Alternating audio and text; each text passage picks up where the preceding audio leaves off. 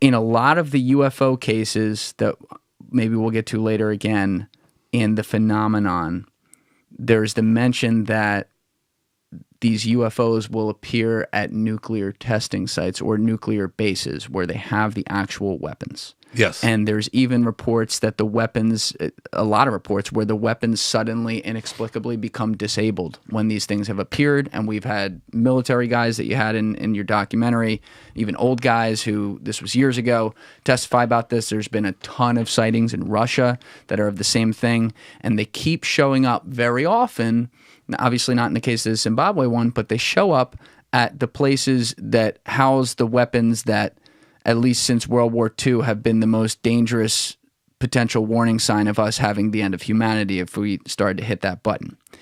And you kind of wonder when they come and talk to these kids playfully in a way. And I can't put myself in their shoes. Who knows where the fuck they're from or, you know, what kind of time or theory of relativity they've figured out, which is obviously far beyond us.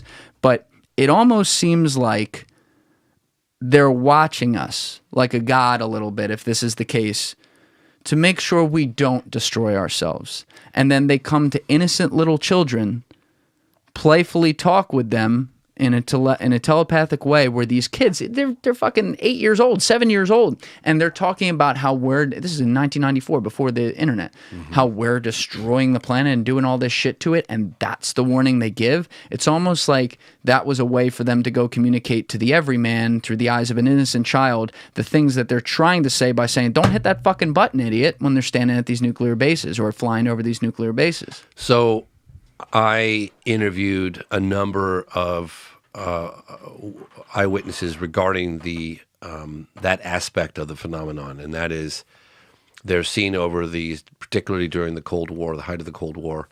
They are witnessed in Russia and all scattered across the United States.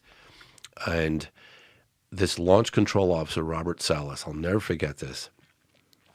I think I included this in the film Out of the Blue I did. He said, you know, because he was so funny, it was like, I could tell why he was a launch control officer, because he had these nerves of steel. He was just super calm, just measured, calm, collected, not the kind of guy that would, you know. And he goes, well, James, the message I got when they shut our nukes off, it's almost like they were taking matches out of the hands of a baby. That's what he said to me. I was like, wow. I think about that all the time. You know, it's like, yeah, maybe you shouldn't be playing with these. You know? Yeah. Yeah, that was the message he got.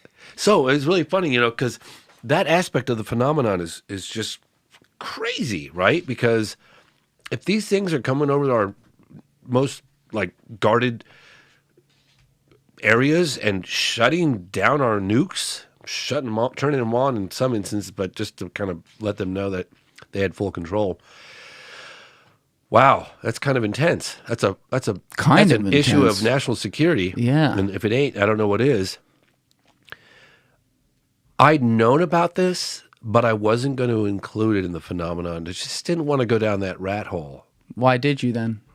Well, because when I got an interview with former Senate Majority Leader Reid, we had an amazing interview. He was the one that started that ATIP program that ultimately ended up at ATIP, that secret Pentagon UFO program. Didn't that interview almost like not happen or something? Yes. Were you telling me that? Yes. What was that story? Well, I'll tell you that in a second, because that's pretty damn funny. That's pretty funny. Well, I don't know, for some reason during the sit-down interview, and that was a big moment for me in my career. Like, I have George Knapp to thank for that. I said, we had a quick walk and talk, and he had a very limited amount of time with me. I mean, it was like, you know, I'm going to be from here to here, and then I'm out. And he had, like, security and all this stuff, and he was an important guy. And I said, hey, do you mind if I get a quick walk and talk? He's like, okay, I think I got about a minute and a half. I was like, all right. So we're walking down this hallway. I told Dave, my DP, I said, don't worry about lighting and everything. We just got to get this, you know, handheld, just walk and talk. We got to, you know, better something than nothing.